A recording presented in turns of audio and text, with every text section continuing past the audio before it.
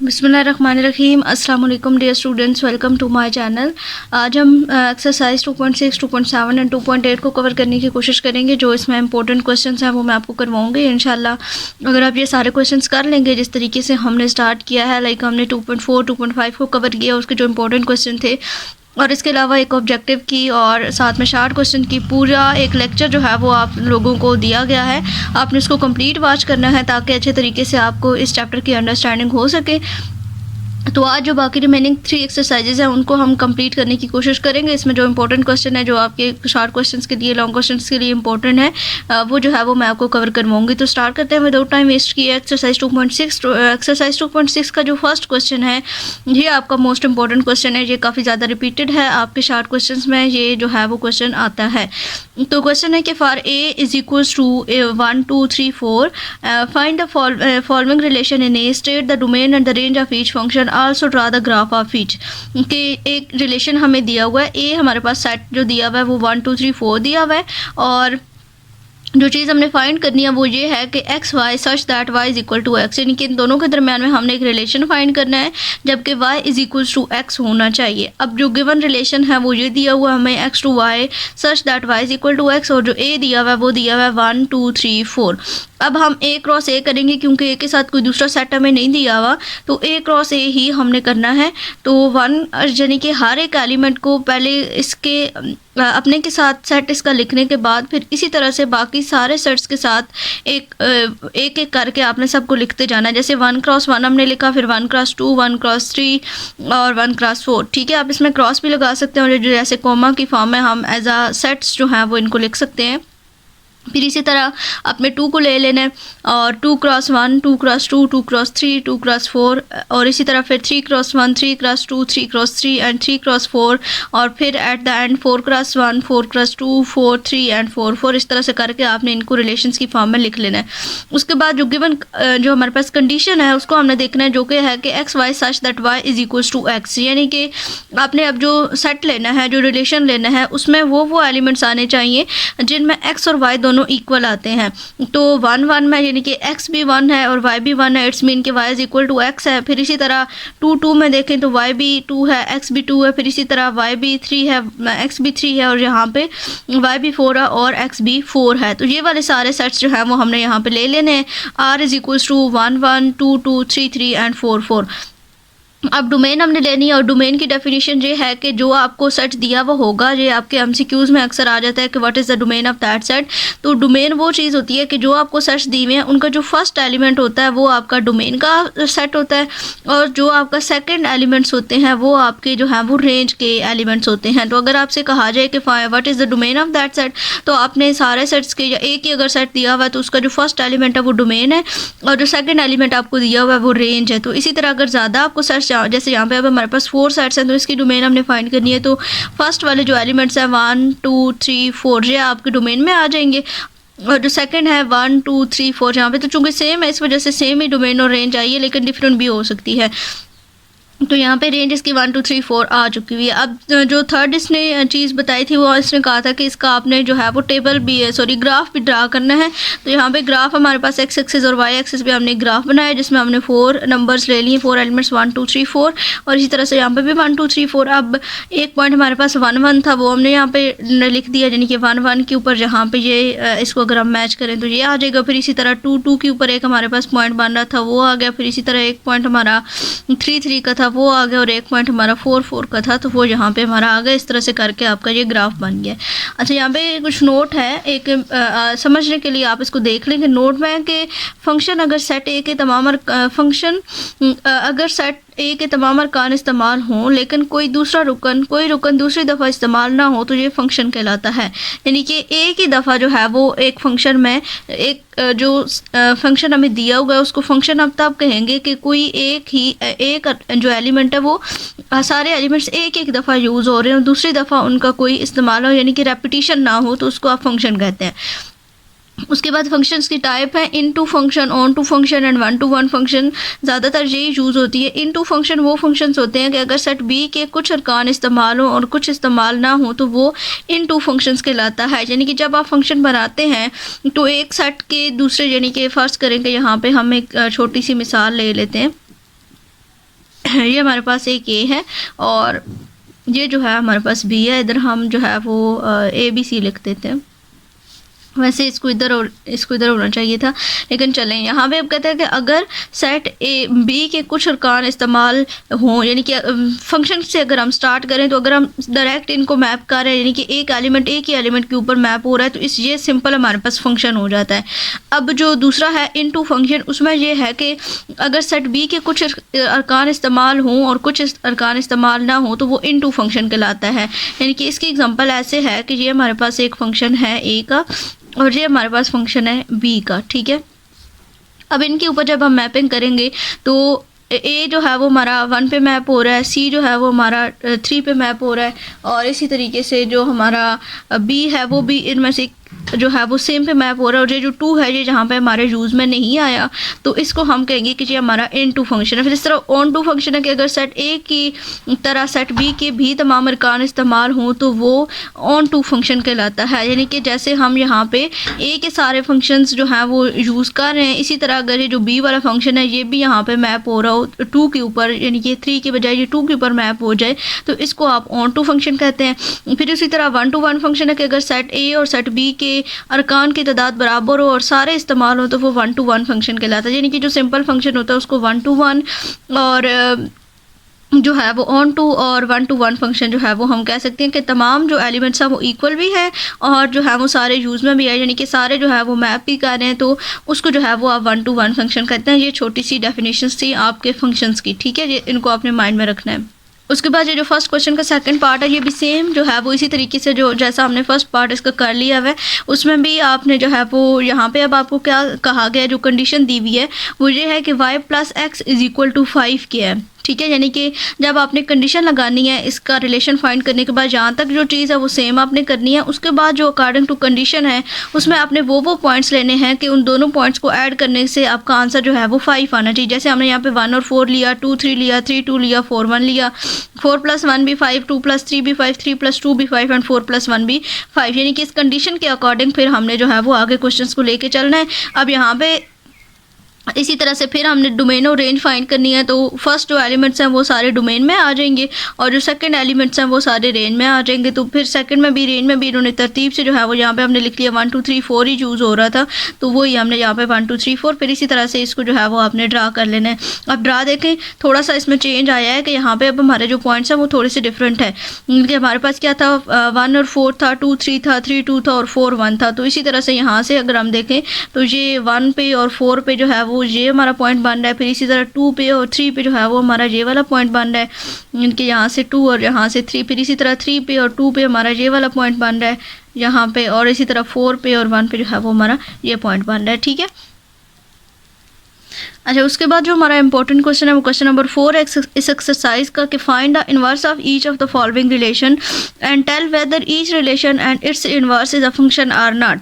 कि जो हमारे पास फंक्शन दिए हुए हैं वो भी जो है वो हमने बताने हैं कि वो फंक्शन है या नहीं है, और जब उसका आपने इनवर्स फाइंड करना है तो उसको भी साथ में हाईलाइट करना है कि वो आपका फंक्शन जो है वो उसका रिलेशन है या नहीं है। तो जो है वो इनवर्स फाइंड करने के लिए एक छोटा सा पॉइंट है, नोट डाउन कर लें कि इनवर्स फाइंड करने के लिए हमें क्या चीज़ देखनी होती है। इनवर्स फाइंड करने के लिए सबसे पहले जो भी फंक्शन हमें दिया हुआ है उसमें x और y की जगह तब्दील करते हैं, फिर y को अलग कर देते हैं। जैसे यहाँ पे इन्होंने एग्जांपल दी हुई है कि y = 2x + 3 था, और पहले इन्होंने y को रिप्लेस किया x से। यहाँ पे देखें इस स्टेप में x = यहाँ पे y था तो यहाँ पे हमारे पास x आ गया, फिर दूसरी साइड पे 2x + 3 था तो हमारे पास 2y + 3 आ गया, और फिर जो है वो यहाँ से हमने y की वैल्यू को निकाल लेना होता है जो कि हमारे पास आ जाएगी x - 3 = 2y which is equal to x - 3 / 2। इस तरह से करके आपने जो है वो फाइंड करना है। इसके अगले दोनों पार्ट्स इंपॉर्टेंट हैं, वो मैं आपको समझाती हूँ। अच्छा, ये तीसरा और चौथा पार्ट इस क्वेश्चन का मोस्ट इंपॉर्टेंट है आपके शार्ट क्वेश्चंस के लिए कि यहाँ पे है कि x y such that y = 2x + 3 and x belongs to real number. अब दो कंडीशंस थी, एक हमने ये बताना था कि जो हमारा गिवन फंक्शन है वो भी हमने बताना है कि वो फंक्शन है या नहीं, और दूसरी हमने ये चीज़ बतानी थी कि जो हम उसका इन्वर्स फाइंड करेंगे वो भी फंक्शन है या नहीं। तो ये हमारे पास जो है वो एक रियल फंक्शन है, इट इज़ अ फंक्शन, यानी कि हमारे पास जो है वो रियल नंबर्स में हमारे पास एलिमेंट्स दिए हुए हैं और इसमें कोई रेपिटेशन जो है वो नहीं हो रही। अब इसका इन्वर्स हमने किस तरह से फाइंड करना है, सबसे पहले जो हमारी स्टेटमेंट है उसको हम ले लेते हैं। ये मेरे ख्याल में पिछला ही है जो भी हमने एग्जाम्पल देखी है, लेकिन एक दफ़ा फिर हम इसको एक्सप्लेन कर देते हैं। y is equal to 2x plus 3 है हमारे पास। अब इसमें हमने चेंज करना है पहले x को y में और y को x में। यहाँ पे हमारे पास हो जाएगा x is equal to 2y plus 3, ठीक है। अब इसके बाद अब हमने y की वैल्यू चूँकि फाइंड करनी है तो x ये वाला 3 इधर प्लस का है, दूसरी साइड पे आके माइनस का हो जाएगा, which is equal to 2y। अब y की वैल्यू हमने फाइंड करनी है तो x minus 3 divided by 2 equals to y के आ जाएगा। तो ये y की वैल्यू हमारे पास आ गई है। तो सेम इसी तरह से यहाँ पे हमने लिख दिया है r inverse is equals to x y such that y is equal to x minus 3 divided by 2 and x belong to real number, it is also a function. ये हमारे पास क्या है, एक फंक्शन बन गया है। उसके बाद इसका जो पार्ट है फोर्थ वाला वो भी इंपॉर्टेंट है, x y such that y square is equal to 4ax and x is less than equal to greater than equal to 0। अब यहाँ पे एक r is equal to x y such that y square is equal to 4ax and x is greater than equals to 0। यानी कि यहाँ पे अब हमें एक कंडीशन दे दी गई है कि जो x है वो ग्रेटर दैन इक्वल्स टू 0 होना चाहिए। यानी कि यहाँ पे जो जिसकी वजह से ये फंक्शन नहीं बन सकता, क्योंकि या तो ये रियल नंबर से x को बिलोंग करना चाहिए था, कम्प्लेक्स नंबर इस तरह से करके इसको आना चाहिए था। रियल नंबर का जो फंक्शन होता है, जो एलिमेंट्स रियल नंबर से बिलोंग करते हैं उसी को हम फंक्शन कहते हैं। तो यहाँ पर इन्होंने एक कंडीशन दे दी है कि x is greater than equals to 0 होना चाहिए। तो रियल नंबर में तो 0 भी इंक्लूडेड होता है, तो इस वजह से इसको हम फंक्शन नहीं कह सकते। It is not a function because for each x greater than 0 there, यानी कि ये एक कंडीशन है जिसकी वजह से हम इसको फंक्शन नहीं कहते। Other two different rules of y, यानी कि y के लिए इसने डिफरेंट कंडीशंस ये दोनों रख दी हैं, तो इस वजह से इसको हम जो है वो फंक्शन नहीं कहेंगे। अब इसका इन्वर्स फाइंड कर लेते हैं। इन्वर्स में क्या होगा, इसको हम लिख लेते हैं यहाँ पे ताकि आसानी से आपको समझ आ जाए। Y square is equal to आपके पास है 4ax। अब सबसे पहले हमने क्या चीज़ चेंज करनी होती है, सबसे पहले हमने y को x में और x को y में चेंज करना होता है। तो ये बन जाएगा x square is equal to 4ay। अब यहाँ से हमने y की चूँकि वैल्यू फाइंड करनी होती है, तो ये हमारे पास y इधर ही रहेगा और 4a जो है वो दूसरी साइड पे हम इसको डिवाइड कर लेंगे, तो y is equal to x square divided by 4a आ जाएगा। या फिर हम इसको 1/4a इंटू एक्स स्क्वायर जो है वो लिख देते हैं इस तरह से करके, ठीक है। ये तो यही चीज़ हमारे यहाँ पे आ गई है, x square is equal to 4ay सबसे पहले हमने किया। उसके बाद आपने y is equal to 1/4ax किया और x इज़ ग्रेटर देन 0। ये अब हमारे पास जो है वो फंक्शन बन गया है, ठीक है। अब यहाँ पे x ग्रेटर देन 0 की कंडीशन होल्ड करती है, क्योंकि अगर हमारा x ग्रेटर देन 0 नहीं होगा तो यहाँ पे हमारे पास जो है वो ये आंसर इसका 0 बन जाएगा, ठीक है। अगर 0 बनता है तो y इज इक्वल टू 0 आ भी जाता है तो हमारे पास ये फंक्शन की वैल्यू बन सकती है, यानी कि किसी भी फंक्शन की डोमेन या रेंज हमारे पास 0 हो सकती है। तो ये दोनों इस एक्सरसाइज के इंपॉर्टेंट क्वेश्चंस थे। उसके बाद नेक्स्ट हम देखते हैं एक्सरसाइज 2.7 में। एक्सरसाइज 2.7 में हमारे पास जो है वो दो डेफिनेशन है। ये आपके एमसीक्यूज़ में आपके ऑब्जेक्टिव वाला लेक्चर अगर आपने देखा है इस चैप्टर का, तो उसमें हमने इस टॉपिक के रिलेटेड एमसीक्यूज़ कुछ देखे थे, जिसमें हमने यूनरी ऑपरेटर के बारे में पढ़ा था कि ये क्या है, a mathematical procedure that change one number into another. यानी कि एक नंबर जो है वो हमें दिया हुआ है, ये एक ऐसा प्रोसीजर है, एक ऐसा ऑपरेशन है जिधर एक नंबर दिया हुआ होता है और वो दूसरे नंबर में चेंज हो जाता है, तो इसको आप जो है वो यूनरी ऑपरेशन कहते हैं। और it is operation which when applied to the single number to give another single number. यानी कि किसी एक सिंगल नंबर पे जब अप्लाई करते हैं तो ये इसके बदले में हमारे पास एक और सिंगल नंबर आ जाता है। जैसे कि यहाँ पर एग्जाम्पल इन्होंने under root 4 is equal to 2 भी दी हुई है, तो अंडर रूट 4 है, यहाँ पे 4 था तो इसने इसको चेंज कर दिया 2 में, तो ये जो अंडर रूट है ये हमारे पास एक यूनरी ऑपरेशन है। अच्छा, उसके बाद हमारे पास है बाइनरी ऑपरेशन। बाइनरी ऑपरेशन जो है ये हमारे पास जो है वो होते हैं प्लस, मल्टीप्लिकेशन, माइनस और डिवीजन, ये सारे हमारे पास बाइनरी ऑपरेशन होते हैं। It is an operation which when applied on the two numbers give the third number. यानी कि जब ये दो नंबर्स के ऊपर अप्लाई की, क्योंकि प्लस किसी एक नंबर पे तो हम अप्लाई नहीं कर सकते जब तक इसके साथ कोई दूसरा नंबर ना हो। इसी तरह मल्टीप्लिकेशन किसी एक नंबर पर अप्लाई नहीं हो सकती जब तक इसके साथ कोई दूसरा नंबर ना हो। तो जब दो नंबर्स के ऊपर हम ये ऑपरेशन परफॉर्म करते हैं तो एक थर्ड नंबर हमारे पास आ जाता है, इसको आप कहते हैं बाइनरी ऑपरेशन। अब एक्सरसाइज 2.7 के जो मोस्ट इंपॉर्टेंट क्वेश्चंस हैं उनको भी हम देख लेते हैं। अच्छा, इसका जो इम्पोर्टेंट क्वेश्चन है वो आपके पास है ये वाला, जिसमें है क्वेश्चन नंबर 4 है, जो कि prepare a table of the addition of element of the set of the residue classes module 4। यहाँ पे 4 की जगह पे चेंजिंग्स भी आ सकती हैं और एडिशन की जगह मल्टीप्लिकेशन भी आ सकता है।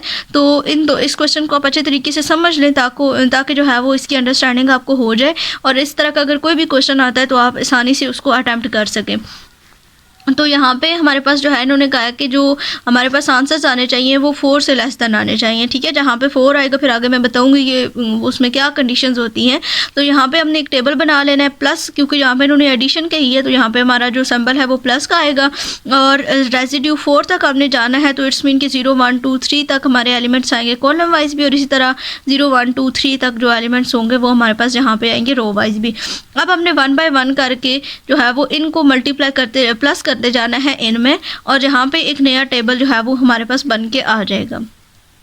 अच्छा, यहाँ पे अब हमने टेबल बना ली है, इसको अब हम सॉल्व करते हैं। सॉल्व करने के लिए कैसे सॉल्व करना है, सबसे पहले इस वाले 0 को लेना है, इस 0 को इस 0 में ऐड कर देना है तो 0 + 0 आपका आंसर आ जाएगा 0। फिर इसी तरह से इस 0 को लेना है और इस 1 में आपने ऐड कर देना है तो इसको फिर आपने कॉलम वाइज जो है वो लेके चलना है। 0 + 1 करेंगे तो आंसर आपके पास यहाँ पे 1 आ जाएगा। फिर इसी तरह 0 + 2 करेंगे तो आपके पास आंसर 2 आ जाएगा। फिर इसी तरह 0 + 3 करेंगे तो आपके पास आंसर यहाँ पे क्या आ जाएगा, 3 आ जाएगा। ये तो 0 की हो गई। उसके बाद अब आप जो है वो हमारे पास यहाँ पे 1 आ जाता है। अब 1 को इस 0 में ऐड करना है तो आंसर आपके पास यहाँ पे 1 आ जाएगा। फिर इसी तरह 1 को 1 में ऐड करना है तो आंसर आपके पास आ जाएगा 2। 1 को आपने 2 में ऐड करना है तो आंसर आपके पास आ जाएगा 3।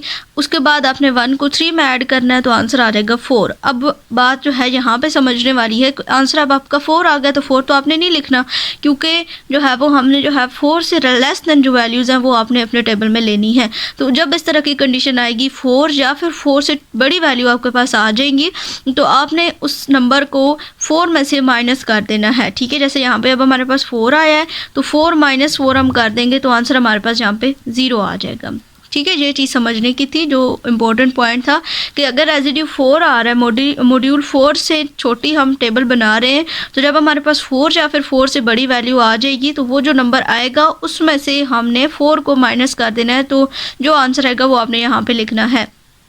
यहाँ पे आप कोई भी वैल्यू हो सकती है, 4 की जगह पे 5 6 7 8 कुछ भी हो सकता है।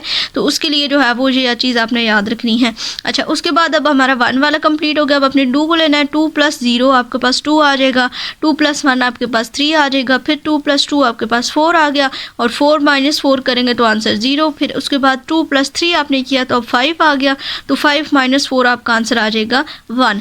इसी तरह से आपने अब 3 को ले लेना है। 3 + 0 आपका आंसर आ गया 3। 3 + 1 आंसर 4 आ गया, तो 4 - 4 आपका हो गया 0। फिर इसी तरह 3 + 2 आपने किया तो आ गया 5। 5 - 4 आपका आंसर आ गया 1 और 3 + 3 आपने किया तो आंसर आ गया 6। 6 - 4 किया तो आंसर आ गया 2। तो इस तरह से करके आपने जो है वो इस क्वेश्चन को सॉल्व कर लेना है। तो फिर उसके बाद आपने ये लिख देना है नीचे कि 0 1 2 3 4 is a set of the residues classes module 4, ठीक है।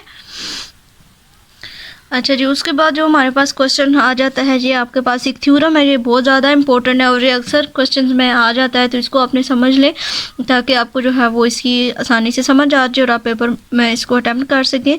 तो थ्योरम है कि if A and B, just आपके पास ये स्टेटमेंट आती है कि show that A B inverse is equal to B inverse A inverse, ठीक है।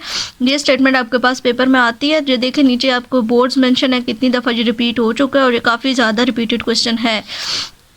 अच्छा, तो यहाँ पे अब हमने क्या करना है कि इसको शो करवाना है कि ये दोनों साइड्स इक्वल है। तो पहले हमने लेफ्ट हैंड साइड को ले लेना है, फिर राइट हैंड साइड को लेना है। तो लेफ्ट हैंड साइड हमारे पास है ए बी का होल इनवर्स। अब यहाँ पे हमने जो है वो थोड़ी सी चीज़ें आपको याद रखनी पड़ेंगी। फर्स्ट स्टेप में हमने एसोसिएटिव लॉ होल्ड करवाना है।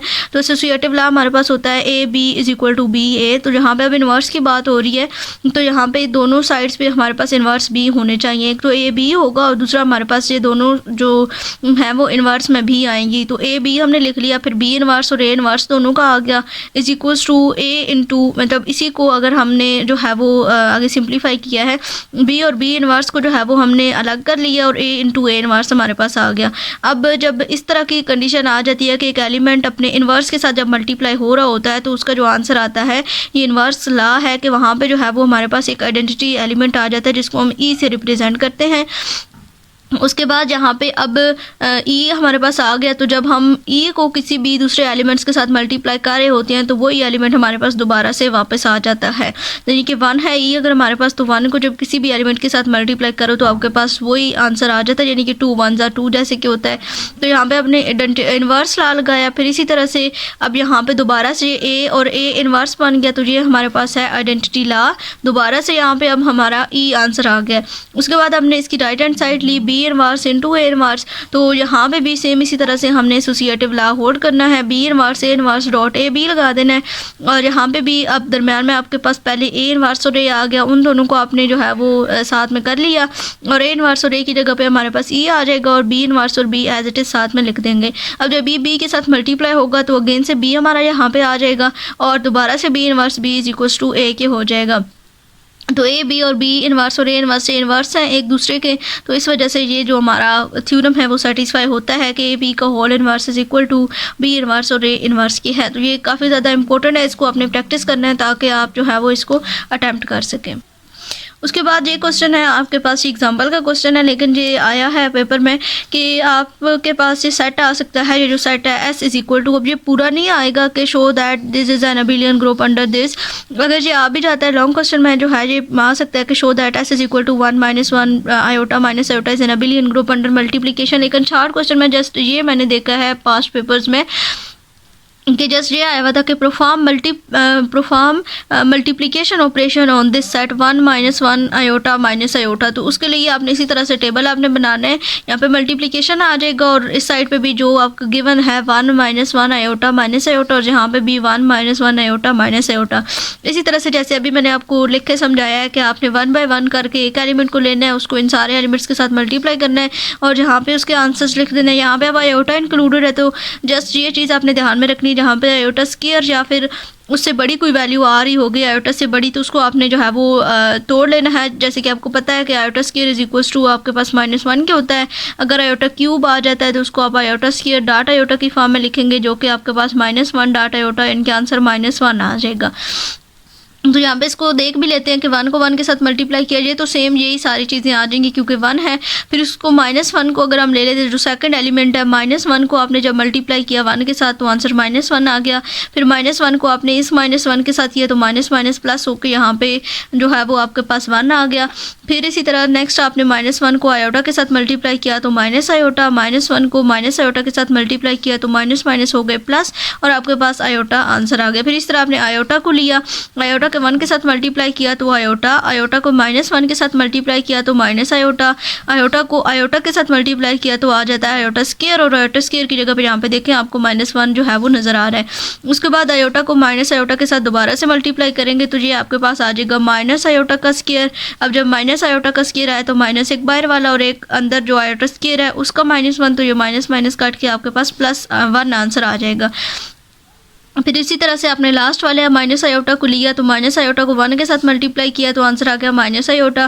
फिर इसी तरह से माइनस आयोटा को -1 के साथ मल्टीप्लाई किया तो आंसर आपके पास आयोटा आ गया। आयोटा को आपने माइनस आयोटा को आयोटा के साथ मल्टीप्लाई किया तो आंसर 1, जो कि अभी हमने ये देखा है।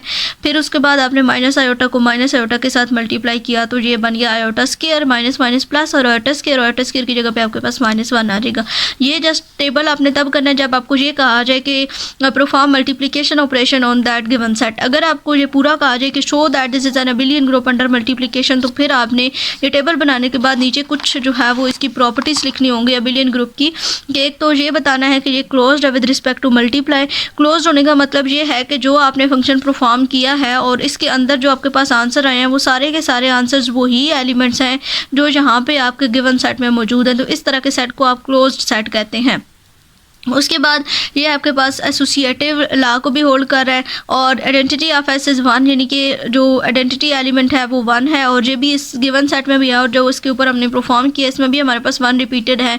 उसके बाद each element has its inverse as shown in the table, यानी कि हर एलिमेंट का इन्वर्स यहाँ पे दिया हुआ है, अगर कोई माइनस मल्टीप्लिकेटिव इन्वर्स दिया हुआ है -1 है तो +1 इसका मल्टीप्लिकेटिव इन्वर्स, आयोटा है तो माइनस आयोटा उसका मल्टीप्लिकेटिव इन्वर्स, और इसके अलावा यहाँ पे कम्यूटेटिव लॉ भी होल्ड कर रहा है। तो इस वजह से ये ग्रुप जो है वो हमारे पास एक अबिलियन ग्रुप है। ये अबिलियन ग्रुप की डेफिनेशन भी है कि एक ग्रुप को अबिलियन ग्रुप तब कहते हैं कि जब वो क्लोज्ड भी हो, उस सेट के जो आपको दिया हुआ है उसमें मल्टीप्लिकेटिव प्रॉपर्टी भी जो है वो एसोसिएटिव प्रॉपर्टी भी होल्ड कर रही है, और उसमें आइडेंटिटी एलिमेंट भी हो, और हर एलिमेंट का इन्वर्स उसी सेट में दिया हुआ हो, तो उसको आप जो है वो कहते हैं अबिलियन ग्रुप कहते हैं। ठीक है, तो ये इंपॉर्टेंट क्वेश्चन है, इसको आपने जो है वो लाजमी तौर पर देखना है।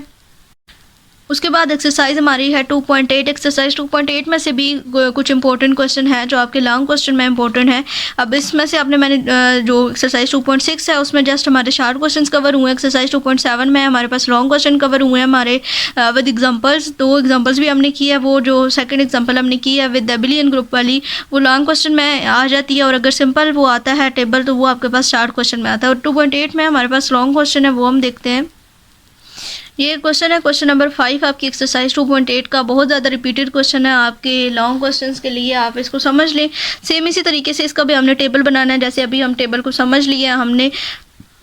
यहाँ पे एक show that the set 1 omega square, यहाँ पे कंडीशन भी इन्होंने दे दी है, जैसे आयोटा स्क्वायर की वैल्यू हमारे पास -1 होती है, तो ये भी चीज़ आप याद रख लें कि omega cube is equal to होता है 1 के। तो ओमेगा क्यूब इसने कहा है कि जो 1 के इक्वल है is an abelian group with respect to the multiplication, यानी कि यहाँ पे भी अब हमने मल्टीप्लिकेशन टेबल बनाना है। जो ये हमारे पास टर्म्स दी हुई है 1 ओमेगा और ओमेगा स्क्वायर, इनको लेकर जहाँ पे ओमेगा क्यूब आ जाएगा वहाँ पे हमने 1 लगा देना है, जहाँ पे ओमेगा 4 आएगा फिर इसी तरह से जैसे हम आयोटा को फैक्टराइज करके लिखते हैं इसको भी फैक्टराइज करके ओमेगा क्यूब की जगह पे 1 पुट करेंगे और उसका आंसर निकाल लेंगे। तो स्टार्ट कर लेते हैं। यहाँ पे मल्टीप्लिकेशन हमने लगा लिया, यहाँ पे 1 ओमेगा स्क्वायर और यहाँ पे भी 1 ओमेगा और ओमेगा स्क्वायर, 1 बाय 1 करके हमने पहले 1 को लेना है। ये तो सेम यही सारी टर्म्स आ जाएंगी, चूँकि 1 है ना, तो 1 को 1 से मल्टीप्लाई किया, 1 ओमेगा से किया, ओमेगा स्क्वायर से मल्टीप्लाई किया तो ओमेगा स्क्वायर आ गया। फिर ओमेगा को ले लेना, ओमेगा को 1 के साथ मल्टीप्लाई किया तो ओमेगा स्क्वायर, ओमेगा को ओमेगा के साथ मल्टीप्लाई किया तो ओमेगा स्क्वायर, और देन ओमेगा को ओमेगा स्क्वायर के साथ मल्टीप्लाई किया तो ओमेगा क्यूब आता है, and omega cube is equal to हमारे पास 1 के अकॉर्डिंग टू गिवन कंडीशन। फिर ओमेगा स्क्वायर है तो ओमेगा स्क्वायर को 1 के साथ मल्टीप्लाई करेंगे, ओमेगा स्क्वायर आ जाएगा, क्यूब आ जाएगा, यहाँ पे तो 1 बन जाएगा। ओमेगा स्क्वायर को ओमेगा स्क्वायर के साथ मल्टीप्लाई किया तो आ गया हमारे पास ओमेगा 4। तो ओमेगा 4 को हमने जो है वो फैक्टराइज कर लिया ओमेगा क्यूब डॉट ओमेगा के फॉर्म में, which is equal to omega cube हमारे पास 1 है, 1 डॉट ओमेगा, और आंसर आ जाएगा हमारे पास ओमेगा।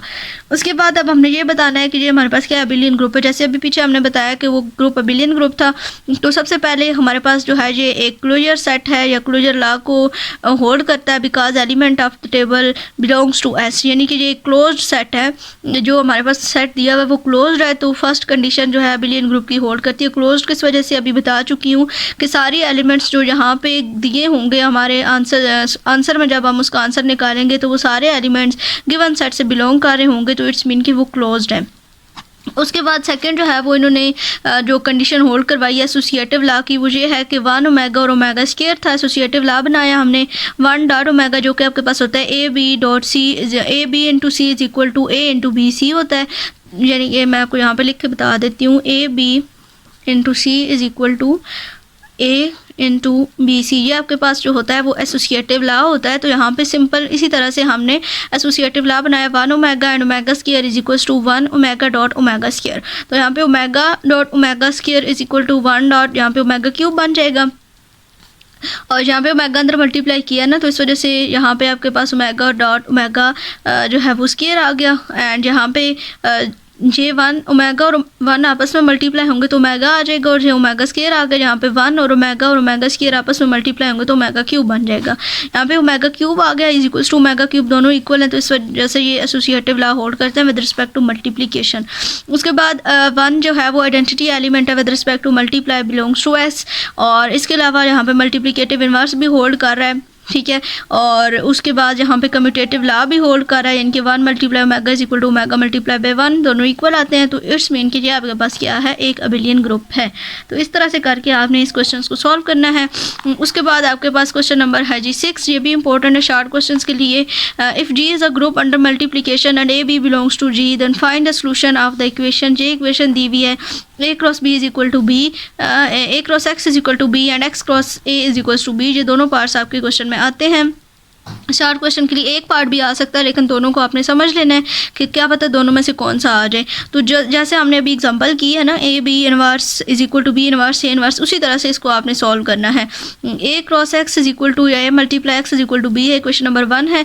अब ए बिलोंग टू अगर जी कर रहा है, यानी कि अगर ए इस जी को बिलोंग करता है, मीन्स कि ये एक ग्रुप के एलिमेंट्स हैं। तो अगर ये ग्रुप के एलिमेंट्स हैं तो ग्रुप की जो डेफिनेशन है वो ये होती है कि हर एलिमेंट का इनवर्स उस ग्रुप में एग्जिस्ट करता है। जैसे अभी हमने अबिलियन ग्रुप की डेफिनेशन देखी है, तो इसी तरह से जब ग्रुप हम बनाते हैं तो ग्रुप की भी ये कंडीशन है कि हर ग्रुप का जो एलिमेंट दिया हुआ है उस एलिमेंट का जो इन्वर्स है वो भी उसी ग्रुप में एग्जिस्ट करना चाहिए। तो इट्स मीन कि अगर ए है तो ए का इन्वर्स भी है, अगर बी है तो बी का इन्वर्स भी है। तो यहाँ पे चूंकि हमारे पास ए यूज़ हो रहा है, तो हमने कहा है कि अगर ए बिलोंग्स टू ग्रुप जी के है तो ए इनवर्स बी बिलोंग करेगा जी के। तो इस वजह से हम जो पहली इक्वेशन है उसको ए इनवर्स से मल्टीप्लाई कर देंगे दोनों साइड्स पे। तो यहाँ पे भी होगा A inverse multiply by A multiply X is equal to A inverse multiply by B, दोनों साइड पे मल्टीप्लाई कर दिया। उसके बाद यहाँ पे एसोसिएटिव लॉ हमने बना लिया, A inverse multiply by A यानी कि A B multiply by C is equals to A inverse B. तो यहाँ पे ए इनवर्स और ए मल्टीप्लाई जब होंगे, तो अभी हमने पीछे एग्जाम्पल की थी उसमें वो आइडेंटिटी के इक्वल है, तो यहाँ पे हमने ई लगा दिया multiply by X and A inverse B. अब जो है वो हमारे पास यहाँ पे एक्स हो जाएगा, और ये चूंकि ई है ना आइडेंटिटी, जब एलिमेंट के साथ मल्टीप्लाई होगा तो वो एलिमेंट एज इट इज़ आ जाएगा, X is equal to A inverse of B. ये आपके पास लेफ्ट हैंड जो फर्स्ट इक्वेशन है उसका आंसर। इसी तरह से यहाँ पे एक्स क्रॉस बी है, यहाँ पे ए क्रॉस एक्स था, तो यहाँ पे अब हमारे पास है X cross A is equal to B किया। तो अब इसको सॉल्व करना है। अच्छा, यहाँ पे भी सेम इसी तरीके से हम जो है वो उधर हमने क्या किया था, प्री मल्टीप्लाई किया था। प्री मल्टीप्लाई बाय मतलब कि पहले हमने ए इनवर्स से मल्टीप्लाई किया था। पोस्ट मल्टीप्लाई का मतलब है कि ए इनवर्स को हमने बाद में रख के मल्टीप्लाई करना है। एक्स वहाँ पे था ए मल्टीप्लाई बाय एक्स था, तो इस वजह से ए इनवर्स को पहले मल्टीप्लाई किया था। यहाँ पे एक्स मल्टीप्लाई बाय ए है, तो ए इनवर्स को हमने बाद में मल्टीप्लाई करना है दोनों साइड्स पे। तो X multiply by A multiply A inverse is equals to B multiply by A inverse. अब यहाँ पे भी एसोसिएटिव लॉ जो है वो हम लगा लेंगे, X multiply by A inverse से आ जाएगा और B multiply by A inverse. यहाँ पे इसकी जगह पे हमारे पास आइडेंटिटी आ जाएगा which is equal to X is equal to B multiply by A inverse, और यही हमारे पास जो है वो इसका आंसर है। तो ये आपके पास इंपॉर्टेंट क्वेश्चंस थे इन तीनों एक्सरसाइजेस के, इनको अच्छे से आपने कर लेना है ताकि जो है वो आपका पेपर अच्छे से अटैम्प्ट हो सके। अगर कोई भी कन्फ्यूजन हो तो आप कमेंट बॉक्स में पूछ सकते हैं। इंशाल्लाह हम चैप्टर बाय चैप्टर इसी तरह से अपने एग्जाम्स की प्रिपरेशन करेंगे। तो चैनल को लाजमी सब्सक्राइब करें और अपने फ्रेंड्स एंड फैलोज़ के साथ लाजमी शेयर करें ताकि सबकी हेल्प हो सके। इंशाल्लाह मिलेंगे किसी और वीडियो के साथ। अल्लाह हाफिज़।